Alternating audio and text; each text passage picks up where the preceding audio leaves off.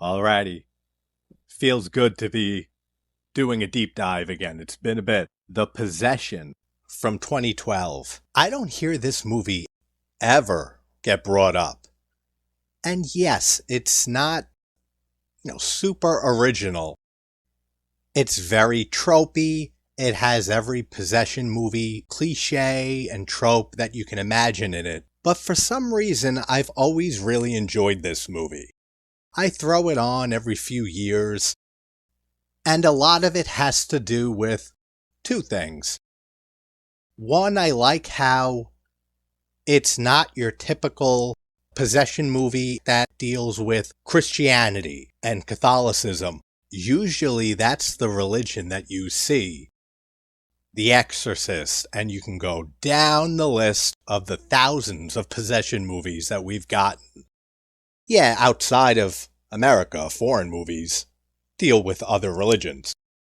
But it was unique here to see a studio movie in the early 2010s and be a possession movie, but deal with the Dybbuk box, that fake internet myth that took on a life of its own, and then even the guy who sold the original one on eBay came out and said, I made it all up. So there's no truth at all to the Dybbuk box story, which this movie is based off of. You have Jeffrey Dean Morgan starring in this, and that is the second, big thing about this movie that I really enjoy and separates it from all the other cliched possession movies, demonic possession films, supernatural movies, all of those type of films. I love Jeffrey Dean Morgan. He's been in a lot of great stuff. Obviously, most people know him for his role of Negan on The Walking Dead, which he killed it. Literally, figuratively, everything. He is such a great actor. He really has a great range.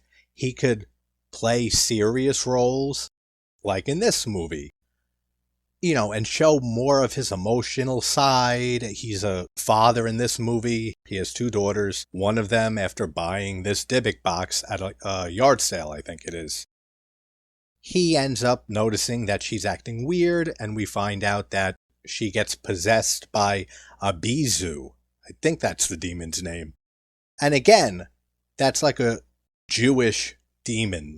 I know that's not the right way to put it, but it stems from, Judaism and Hebrew and stuff like that. So again, nothing to do with Christianity. So it goes down a few different routes than your usual possession movie. But I love Jeffrey Dean Morgan in this. He really gives a great performance. He carries a lot of the movie, but everybody does good. It's not a big cast or anything. It's him, his two daughters. M is the one that gets possessed. I don't remember the other one. We'll find out when I start it in a minute. And his wife. Well, they're filing for divorce. They're finalizing it. She's seeing some new guy, and he's going through a lot. The kids are going through a lot with their parents getting divorced. But Jeffrey Dean Morgan really just gives, a heartwarming performance. I care about his character. I care about his family. You don't want this girl going through what she's going through. So at least it makes you care about the characters. For the director, he's a Danish director, Ole Bornedal. I think that's how you say it. I know that he directed a movie which I didn't know until I recently looked it up. Was a remake of his own movie, a Danish film. It was his first film. And then he made an American remake, which was called Night Watch. I think Night Watch is the title. It was from the late 90s. It had Ewan McGregor and Patricia Arquette. The only other thing I know that the director did, he co-produced Mimic from 1997. 98? 97, right? And I like the directing here. It's competently made. It's a very competently made movie. And it's entertaining enough, despite having tons of tropes and so many things that we've seen before so many times in demonic possession movies. At least it has a little bit of, changes here and there, like the Dybbuk box and Jeffrey Dean Morgan's performance, there's a few elements that elevate it from just a, run-of-the-mill movie for me. It kind of reminds me of Case 39, which I did a video on years ago, and I really enjoy that movie too. Despite that movie having a ton of tropes and cliches that we've seen a million times with the evil kid or possessed kid genre of movies. But there is enough stuff in that movie that it makes it worth it. It's entertaining for what it is. Same with this one here. So let's get into The Possession from 2012. But this movie was actually produced by Sam Raimi and Robert Tapert under their, I forget the name of their production company. Is it Ghost House? Maybe. It might be Ghost House Productions or Ghost House Studios. It could be something completely different. All right, it's Ghost House Pictures. So I was close enough. So we open up with this older woman who has music playing, and you hear whispers coming from the Dybbuk box sitting on her shelf. And she approaches it with a hammer and wants to try to destroy it. And her body starts contorting and sounds like bones are breaking. Then she gets up, falls onto the table. That's another thing. The effects in this movie, there's some practical stuff. There's a handful of digital and CGI. Nothing that bad. From what I remember, it's been a little bit, but nothing that really glaringly jumps out from my memory and says, oh no, there is this one scene that looks awful. There is a scene later with a bunch of moths that are flying around the room. I don't think it looks bad though, and I think those are real moths. They might have added more CGI. I don't know, I have to see it again when it comes up. But for the most part, the effects aren't great, but they're not bad in any way. And then you meet Clyde, Jeffrey Dean Morgan's character. He's a basketball coach at a high school, and he's going through a divorce, finalizing it with his, soon-to-be ex-wife, Stephanie. I can't think of her damn name, the actress. Kyra Sedgwick. I had to look it up because it was going to drive me nuts. I've seen her in things before. She's a great actress. So you see Clyde moving into his own place. He moved out of the house. And eventually he's going to pick his kids up and have his daughters for the weekend or whatever the schedule is. And then they end up at a yard sale.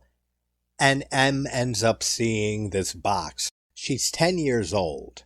I think that might be another reason why Morgan's performance resonates with me a lot. Because my daughter's 12. And when this movie came out, I wasn't even a father yet. But as I rewatch this movie every now and then, it hits home much harder every single time. Imagining that your daughter is possessed by some ancient demon and it's all real, because I'm not a religious person anyway. Some of you know that.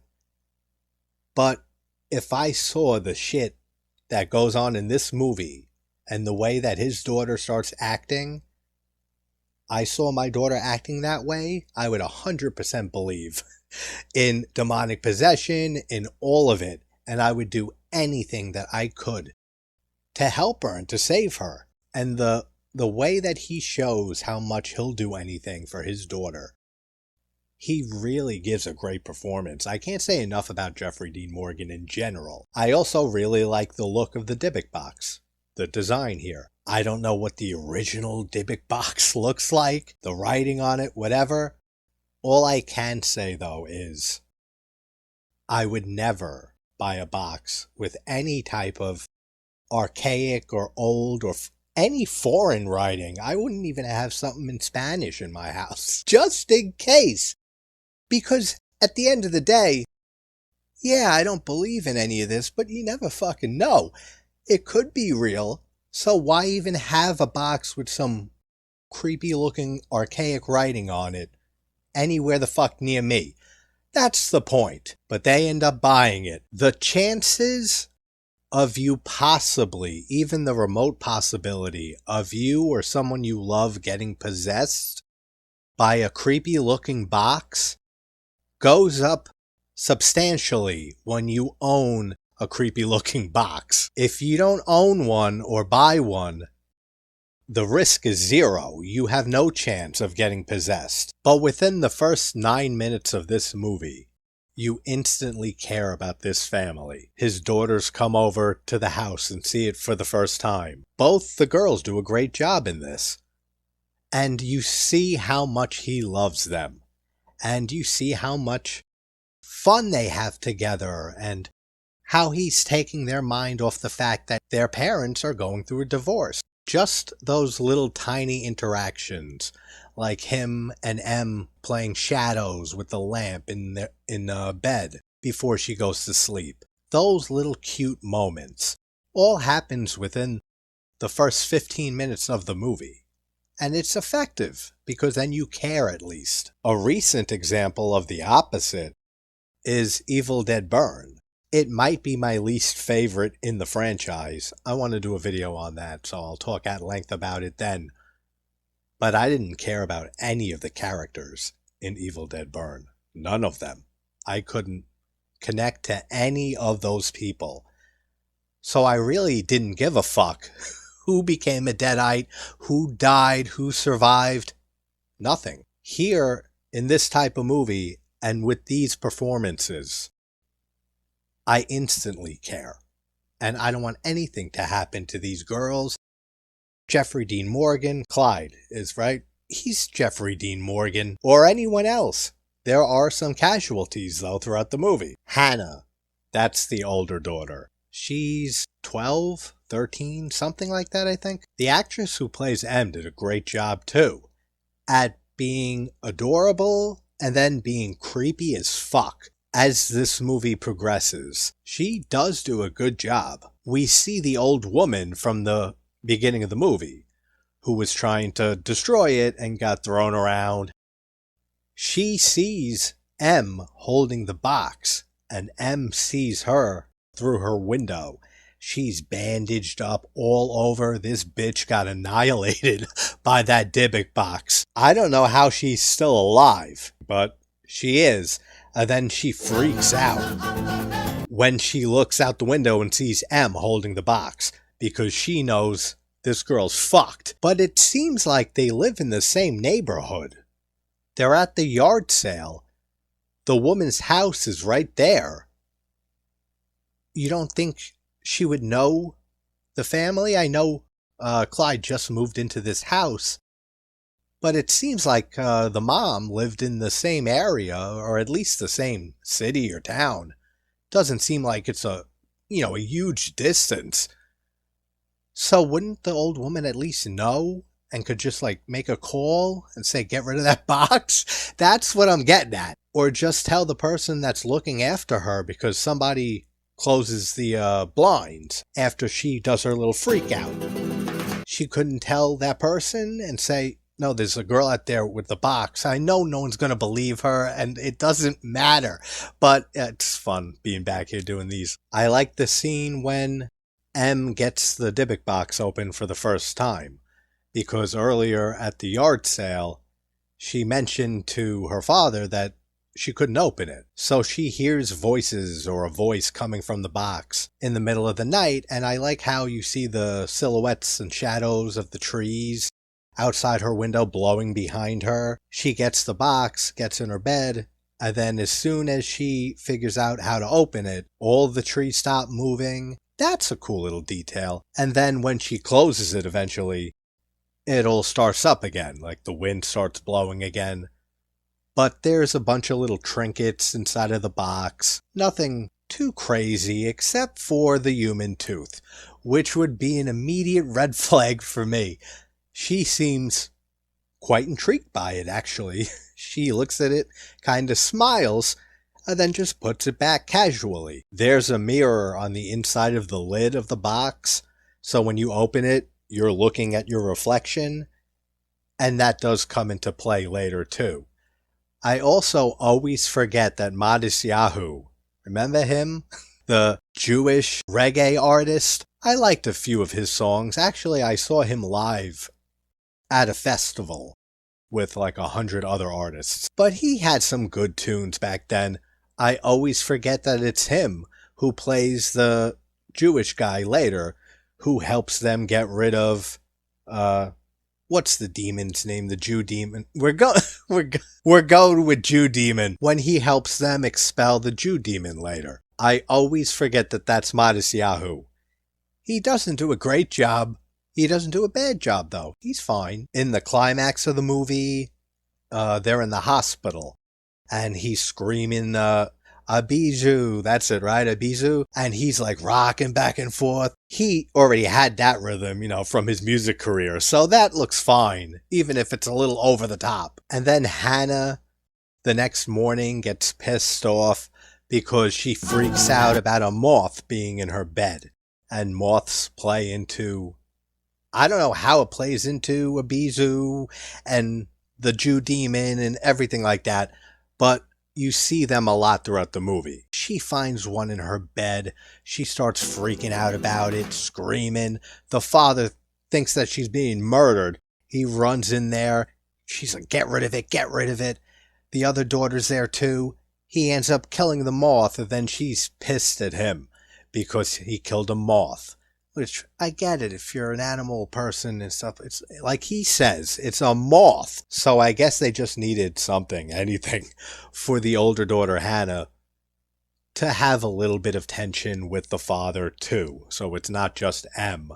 Because at first, he's accused, basically, of abusing M and hitting her because she smacks herself. Hannah isn't there to see it. She only hears it. And he almost gets his kids taken away. So I guess just to not make it be so one-sided that M is just acting out she's the crazy one, they had to throw some type of little tension and arguments between Hannah and Clyde too, just so they can later on be taken away from him before he starts figuring out what's going on and tracking down Matisyahu. We get a raccoon jump scare, which, whatever. It's better than a cat jump scare.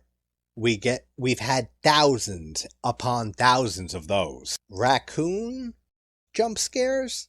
You don't see as often. It's still pretty stupid, ultimately, but at least it's not a cat jump scare. They hear noises, and then they get their dad, and they find out it's a raccoon who's going through their fridge, knocking food over and stuff. You would think Hannah would say, no, let's keep it, let's feed it, and, give him a home. She loved the moth so much. And let me tell you, Jew Demon is serious. Doesn't call her M, but her full name, Emily. Calls out to her in the middle of the night, Emily. She ends up opening the box, and then it's the next morning. Clyde ends up, screaming up breakfast. She doesn't come down. He goes up, and this is a creepy shot. This is where the mirror comes into play on the lid of the box. She's in the corner, facing away from him, and all you can see is her reflection in the mirror of the lid of the box. But it's not fully her. Her eyes are completely white.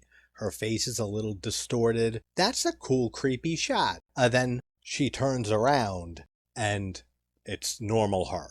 And it seems like from that moment, she is possessed or starting to not fully be taken over, but heavily taken over. She's already acting fucking nuts. At breakfast, Hannah's yapping and yapping about whatever's going on with her and her life in school, and he can't concentrate because Emily just keeps stabbing her food with her fork over and over and over again, and then just stabbing the plate.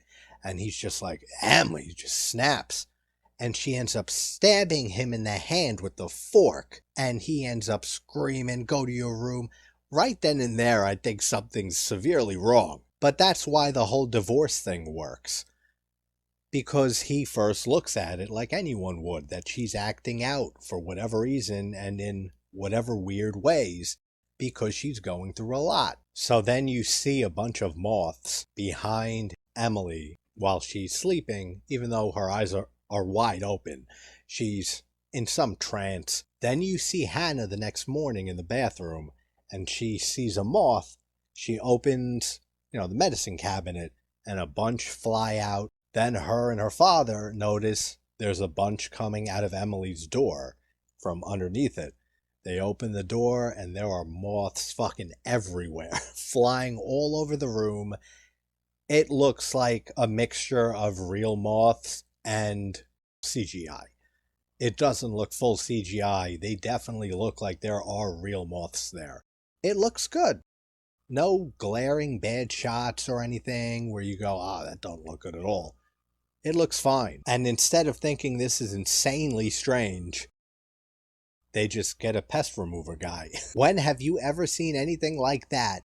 Moths acting like that, and that many out of nowhere. Clyde ends up going over to, his wife's house where she's living with another guy to delete his email off of her computer, and they have a little moment of reminiscing. And then he asks her, have you noticed anything weird going on with Emily? And she says no, and then, of course, the divorce comes up, and it makes sense. But he does fail to say, well, she stabbed me with a fucking fork. You'd think that's something you would mention to the mother of your kids. That's right, there's another little bit of tension thrown in there between Hannah and Clyde. He misses her performance at school or whatever the performance is, and she's mad at him about that. But M takes the phone from her. Hannah doesn't want to talk to her dad. M takes the phone, says she's mad at you, and then starts saying, how's my box? Is my box okay? Don't go near it. I'm the only one who can touch it. Which, come on, Emily, 101. I know you're 10. 101. You don't tell your parent not to go near or not to touch something. That's the first thing he's going to do. And that's the first thing that he does. And he goes, checks it out, doesn't really find anything crazy in there. Which is kind of strange, because I just thought, wouldn't he have found the tooth that we saw earlier? But they don't show it. He doesn't see it. I don't know if she took it out. Maybe she's holding on to it. I don't know. But he doesn't find a tooth when he briefly looks through it. That's a cool shot when Emily's in the bathroom and she has a flashlight and she shines it down her throat. And then after a little bit of buildup, you see two fingers pop out from inside her throat, like something is inside of her. That's an effective little scare right there. It's nothing too original, but it's fine. Then she beats the shit out of her classmate, who I'm pretty sure that's the kid who played Sam from Trick or Treat. He gets his ass beat by Emily here. Sam always gravitates towards evil. He couldn't keep his hands off of M's Dybbuk box, because that's the whole reason she beat him up.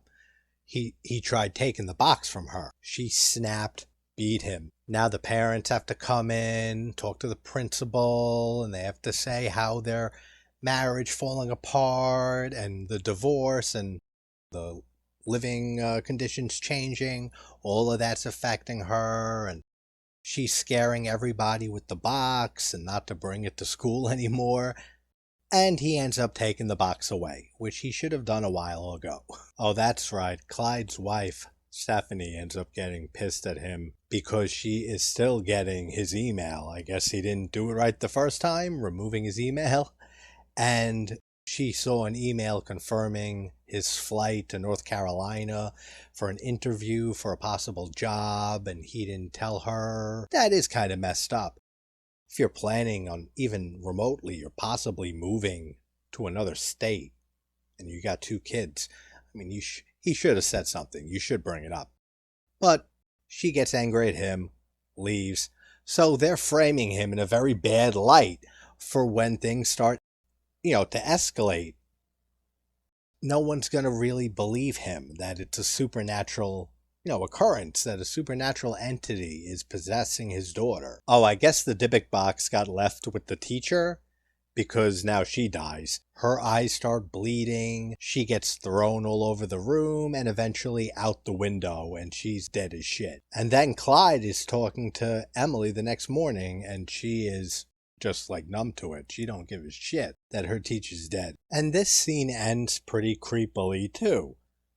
I like how they change her voice right at the end of the conversation. He starts asking her about the box because she says, "Can you get it for me? It's still in the classroom. Teacher's long gone." And he starts saying, "What's the deal with this box?"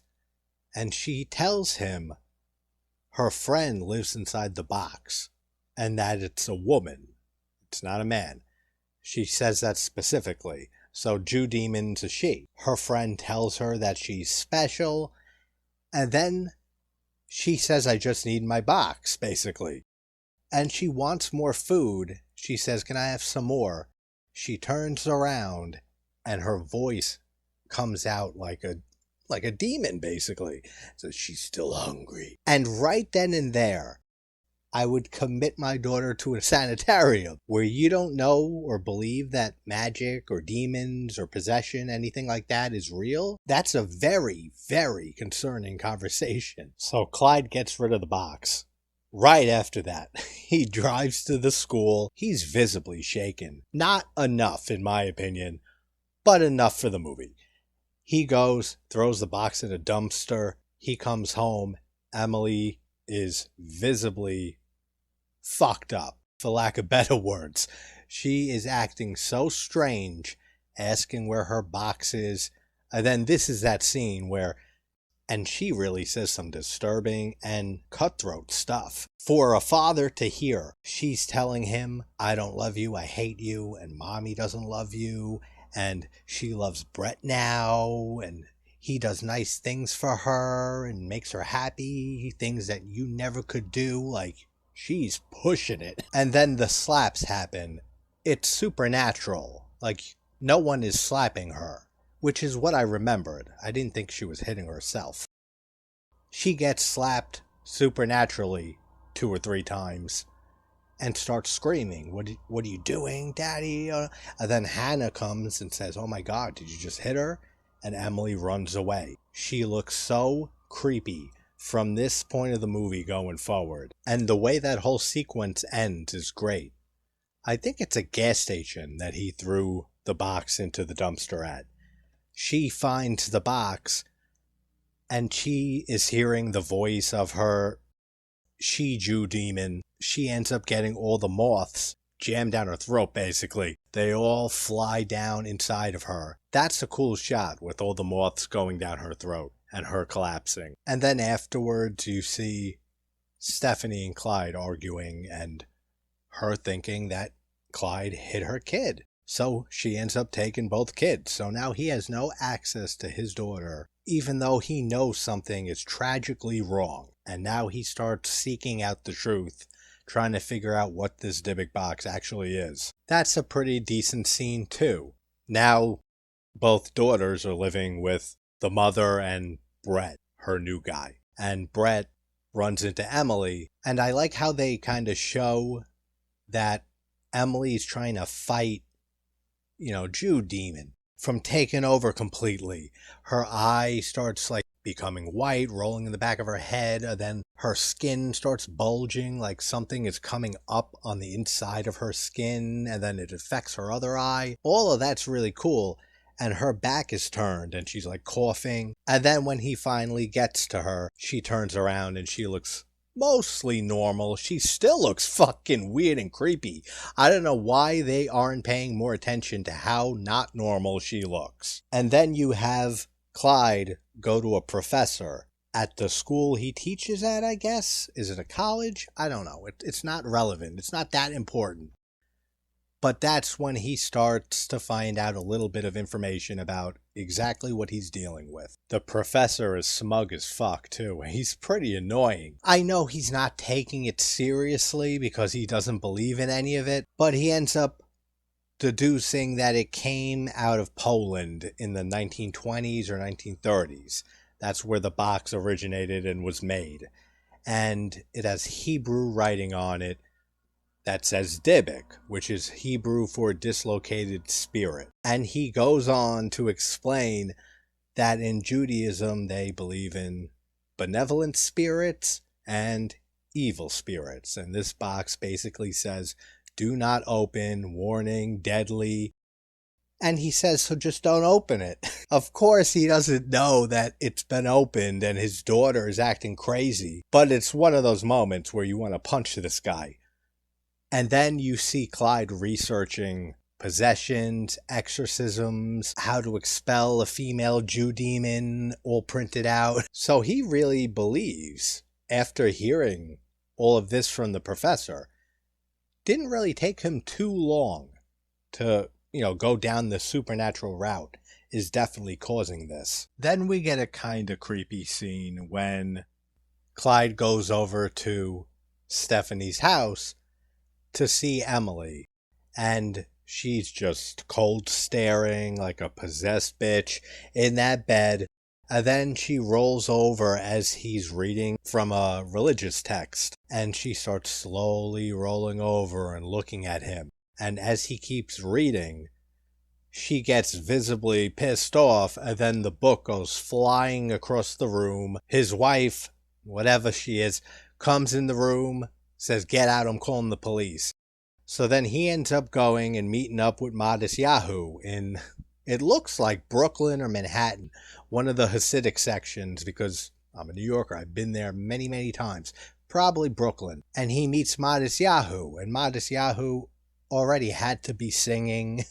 His intro in this whole movie, he's singing, but then he pulls earbuds out and he's singing like to the earbuds. At first it seems like maybe he's praying or chanting out loud.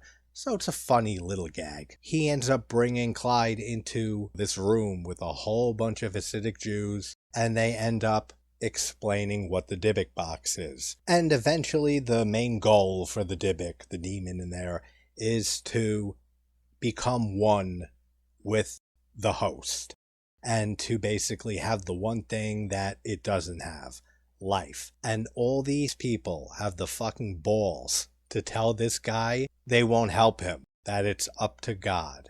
And then he has such a great performance when he's pleading with them and saying, up to the will of God, if this was your kid, would you leave it to the will of God? And he storms out. Again, he's so good in this. But Matisyahu, something resonated with him, and he ends up deciding to help him. Then he's looking through the box, and he finds the name of the demon, Abizu. And of course, they just needed Matisyahu to be the one to go with him. He didn't even try to just throw a few dollar bills down and say, will you help now? Nothing. He didn't really try at all after that little speech he gave. But thankfully, Matisyahu was there to save the day. So now they're on their way to save Emily. Great scene, too, in the kitchen with Stephanie and Emily. And funny enough, kind of a callback to the raccoon from earlier, going through their fridge. Stephanie finds Emily going through the fridge, and she's eating like raw meat, like a wild animal. Then she starts acting insane, starts throwing glass, then her voice starts modulating, and cool shot her face like from behind a piece of glass, and it's distorting behind the glass, so it makes it extra distorty, if that makes sense. And then it looks like she's gonna stab her mom with a piece of glass, and she jumps on her, and I guess it hasn't reached full possession yet, where she's completely taken over, because she jumps in her mom's arms and starts crying and saying, who am I? Who am I, mommy? That's heartbreaking. And then she ends up fucking with Brett the next morning, it looks like. And again, she is amazing at that death stare. Em ends up staring at Brett, and he's a dentist, and all his teeth just start falling out of his mouth. She collapses again after like seizing out. She's in bad shape.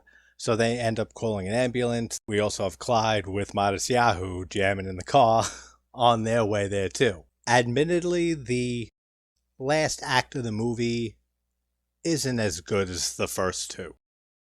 I think it kind of fumbles a bit at the end, but nothing egregious that makes me not enjoy the movie. She ends up going for an MRI, which, I mean, of course, the whole movie is heavily inspired by The Exorcist, but that scene in particular, pretty obvious homage to the what is it? Not a tracheotomy. I forget the surgery that Reagan has when the blood's squirting out and it scarred most of us for life when we first saw that. It's kind of a similar feel here, but then the electricity, the lights, the screens, the computers, everything starts flickering and going out.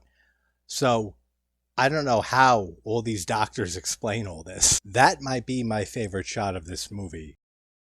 When you have a close-up of her x-rays and it shows a face inside her body and the face is moving and then it screams as she screams.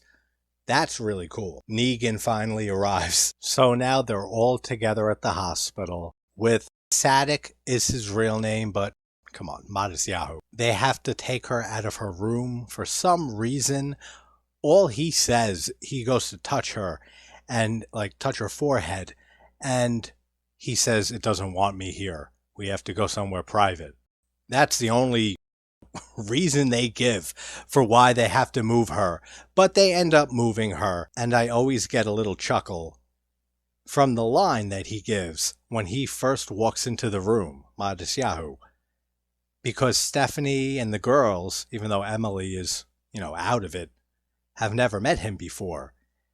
And Stephanie asks him, "Can you help us?" And he says, "Of course. What do I look like, a doctor?"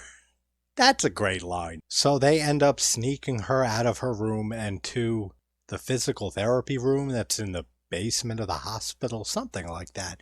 And Matisyahu starts lighting candles and pouring out little potions. It's just olive oil and water because it's supposed to separate light from darkness. And then he has everybody take a personal item like Clyde's wedding ring and all different personal items that mean something that'll bind the prayer. And then he starts doing his chants and stuff, shouting over her. She is going nuts. Then the exorcism kind of starts going horribly wrong. And we get it's better than I remember. It's a pretty good climax and ending to this. She ends up going nuts, runs away, and then Clyde chases after her. It's a creepy scene. He walks into one of the rooms. It's pitch black with some red lighting at the back of the room. And he could see her standing there, and she keeps saying, "Daddy, you're scaring me," and then laughing in this weird demonic laugh and repeating it over and over again in the same exact cadence. That's creepy. Then she attacks him. Some cool shots, some cool effects. Nothing that really looks that bad, as I said.